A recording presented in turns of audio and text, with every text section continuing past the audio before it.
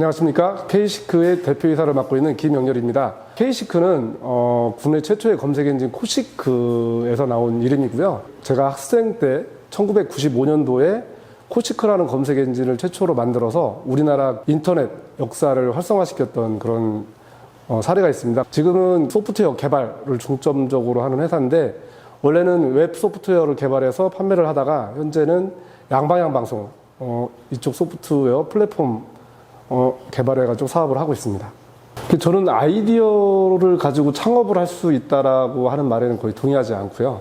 다만 그 아이디어가 있을 때 그게 사회에 얼마나 큰 파급력을 끼쳐줄지, 그리고 그거에 대한 수요가 얼마큼 있을지, 그걸 수요로 생각하는 사람들이 어떤 고민을 갖고 있는지를 정확하고 이해를 하고 있어야지만 비즈니스 모델이 나온다고 생각을 하고 있고요.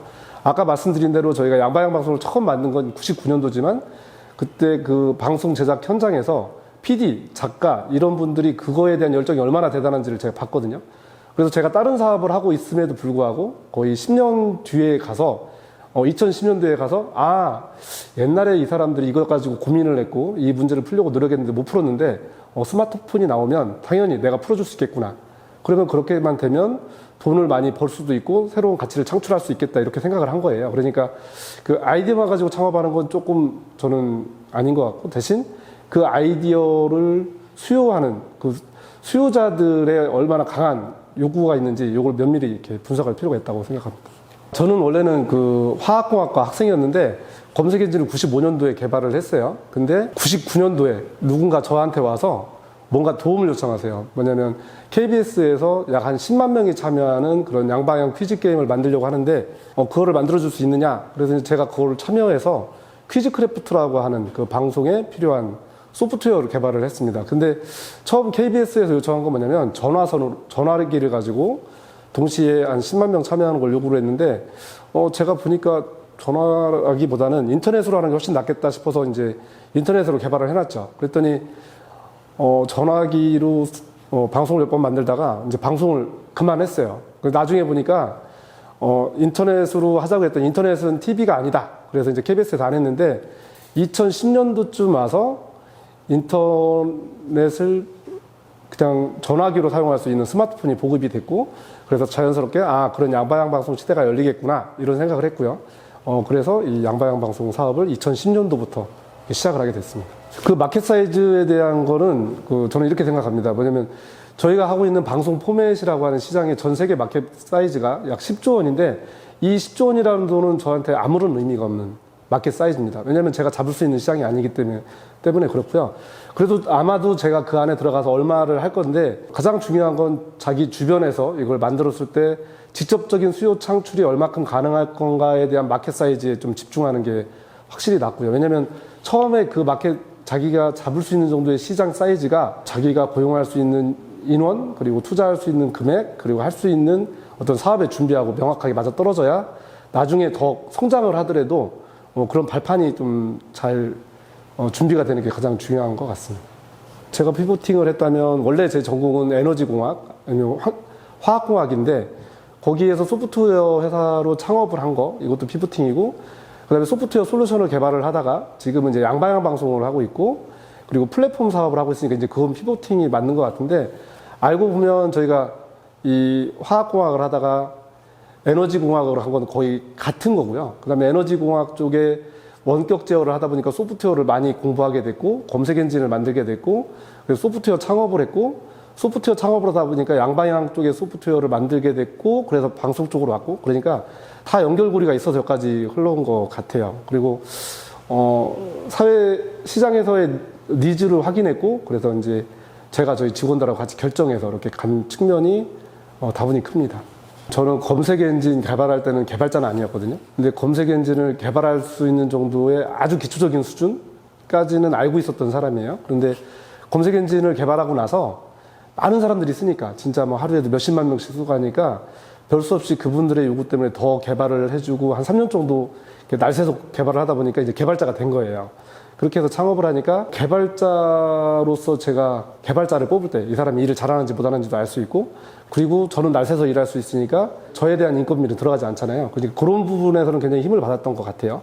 근데 자기 자본 없이 자기가 개발 쪽으로 해서 창업을 하고 싶다. 그러면 저는 굉장히 추천하지 않는 방법입니다. 왜냐하면 온전히 자기 노동력을 투자하는 것이 일반적인 창업의 첫 스타트 방법인데 자기가 개발을 못한다 그러면 한 발짝도 못 나가는 거예요.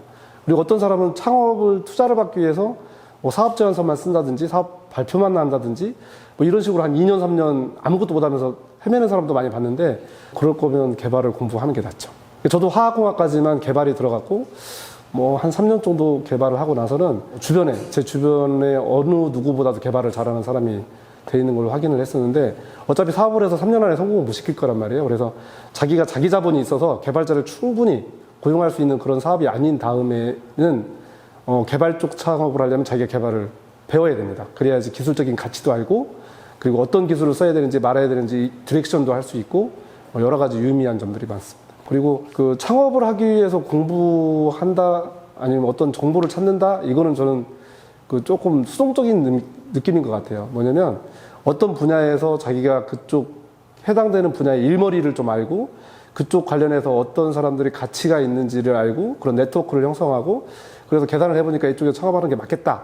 그런 확신이 들었을 때 창업을 해야 되거든요. 그러려면 그 분야의 대부분의 시장이나 수요는 그 수도권에 있거든요. 그러니까 서울에서 하는 그런 세미나나 이런 것도 많이 가보시고 가기 어려우면 유튜브로 봐도 되고 또는 이제 그런 뭐 이쪽 미디어 쪽은 콘텐츠진흥원이나 KCA 이런 사이트에 보면 굉장히 좋은 연구 자료 이런 것들이 나오고 있습니다. 그런 것들 좀 보는 게 도움이 되고요. 그리고 이제 뭐 한국에서도 시장이 있긴 한데 뭐 깐에서 하는 뭐 밉TV라든지 미컴이라든지 이런 게 사실은 참여하는데 비용이 꽤 많이 들어요. 비행기 뭐 항공료도 그렇고 그다음에 그 안에 들어가는 배지 비용만 한 100만 원 정도가 돼요. 그런데도 창업할 거면 그런데도 가보시고 큰 흐름을 보시는 게 굉장히 중요하다고 생각을 합니다.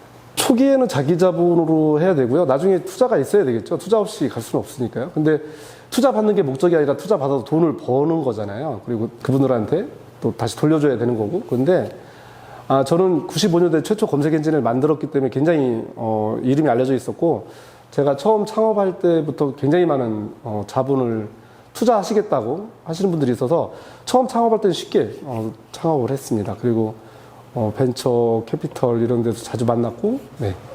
크게 자본이 어려워서 못했던 건 없고요. 다만 이제 처음 창업할 때 이미 제가 그 자금적으로도 수억 원 정도 기본 자본을 확보하고 있었기 때문에 쉽게 창업할 수 있었습니다.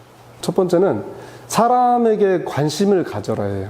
결국은 내가 창업한다는 거는 내 물건을 누구한테 파는 건데 사람들이 어떤 식으로 어떤 수요를 일으키고 그 수요를 어떤 식으로 구매를 결정하고 하는 사람들의 행동에 좀 깊이 이렇게 좀 관심을 가져야 될 필요가 있고 그다음에 젊은 창업가들한테 특히 해주고 싶은 말은 뭐냐면 자기하고 동년배 비슷한 나이 친구들이랑 어울리는 시간을 좀 줄이고 그 분야에서 일을 진짜 잘하는 일머리 그리고 시장의 어떤 특성 이런 것들을 파악하고 있는 분들하고 단순히 그냥 뭐 질문 질의로 이렇게 받을 수 있는 게 아니고요.